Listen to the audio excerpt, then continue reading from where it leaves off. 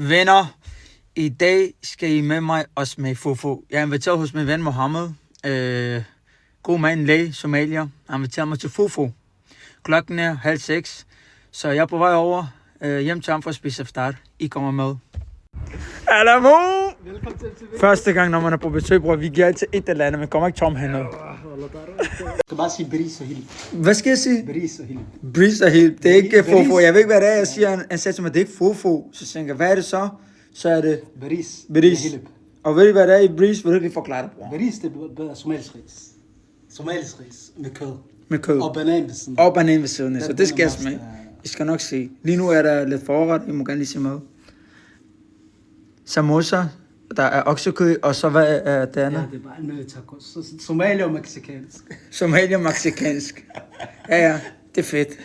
Runde 1 done. Her kommer hovedretten. Wow. Vil du lige forklare det en gang til, hvad det er, bror, så folk Det ikke... er bris i helt somalisk, ikke? Så det er ris, og så hilp, det er bare kød.